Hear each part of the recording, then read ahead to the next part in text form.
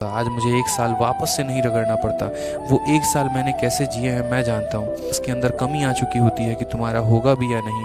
वैसी स्थिति में एक और साल वो एक साल के बराबर नहीं, वो 10 साल के बराबर होता है। उसके सुन के एटलीस्ट उसको फॉलो तो करो। सुन रहे हो सबकी, कर किसी की नहीं रहे हो। और कर देखो, आज तुम्हें एक बात बताता हूँ। अगर मन के अंदर ईमानदारी हो ना, ठीक है, मन के अंदर अगर इच्छा इंसान को कुछ कर गुजरने की हो तो वो कोई भी काम अच्छा कर सकता है।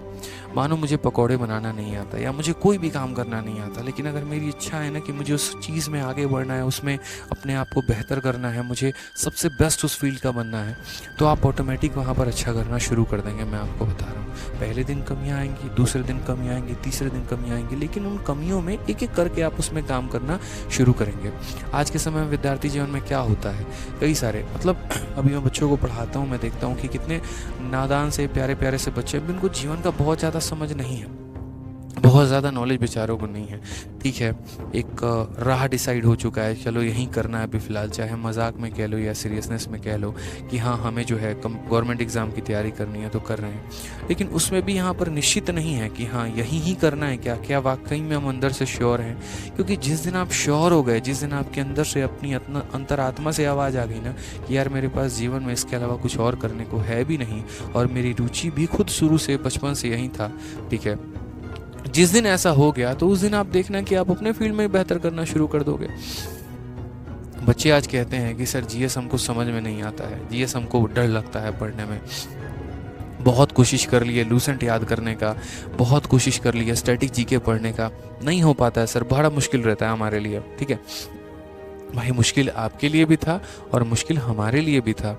जब हमने भी तैयारी शुरू की ना, हमें भी नहीं आता था अकबर बाबर का बैकग्राउंड उतना समझ में। साइंस बैकग्राउंड के छात्र थे, कभी हिस्ट्री पढ़ी नहीं उतनी डेप्थ लेवल में। इनफैक्ट जब हमारे स्कूल में 6ठी 7वीं 8वीं क्लास में जब हमारे सोशल साइंस पढ़ाया जाता था ना, 7वीं 8वीं की बात बता रहा हूँ, हम सो रहे होते थे बेंचों में, हमें उतना नहीं समझ में आता था, जैसे तैसे करके पास हो गए तो हो गए। ठीक है, लेकिन सवाल नौकरी का था, सवाल अपने उस सपने का था। 2018 में जब हमें झटका लगा, जब हम फेल हो गए 1.4 नंबर से, फाइनल मेरिट लिस्ट से जब हम बाहर हो गए, इतना समझ में आ गया था कि मैथ्स में हमारे पूरे स्कोर थे, इंग्लिश में हमारा अच्छा स्कोर था, रीजनिंग में हमारा अच्छा स्कोर था। आज मैं बाहर हुआ हूँ तो सिर्फ और सिर्फ एक सब्जेक्ट था, वो है जीएस। और अगर उसमें शायद मेरा अच्छा स्कोर होता ना तो आज मुझे यहाँ पर रोना नहीं बैठना पड़ता, आज मुझे एक साल वापस से नहीं रगड़ना पड़ता। वो एक साल मैंने कैसे जिए हैं मैं जानता हूँ। ठीक है, वो दोबारा से एक साल बैठना, जब आप किसी पेपर के लिए दिनों जान की तैयारी करते हैं और लास्ट में जाके आप रह जाते हैं ना, और वहाँ से जब कमर कसना होता है कि चल एक साल और, तो वो कहने के लिए एक साल होता है, लेकिन वो एक साल मेरे भाई कैसे बीतते हैं उसी बच्चे को पता होता है। जब यहाँ पर साधन की कमी हो जाती है, पैसे नहीं होते हैं, ठीक है, लोगों के ऊपर से ताने और डबल हो जाते हैं, आप अपना विश्वास ख़त्म कर चुके होते हैं, एक आत्मविश्वास के अंदर कमी आ चुकी होती है कि तुम्हारा होगा भी या नहीं, वैसी स्थिति में एक और साल वो एक साल के बराबर नहीं, वो 10 साल के बराबर होता है। एक पहाड़ सा वो भारी रहता है और उसमें हमें मेहनत करना होता है।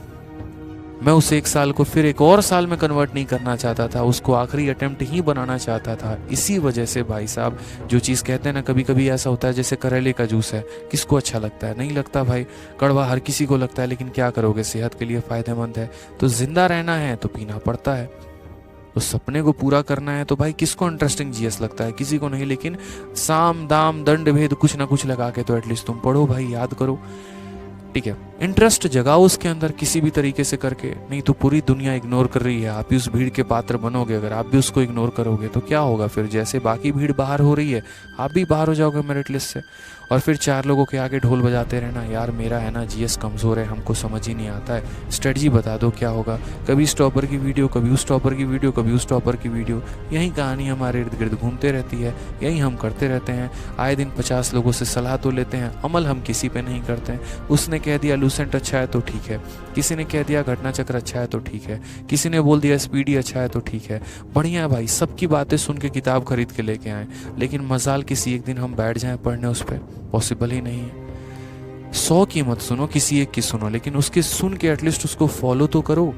सुन रहे हो सबकी, कर किसी की नहीं रहे हो। और कर किसकी रहे हो? आखिर एट द एंड अपने ही मन की, जो तुम्हारा मन कहता है, जो तुम्हारी अंतरात्मा कहती है। और फिर बोलते हो कि सर जीएस हमारा वीक है, कैसे सुधरेगा?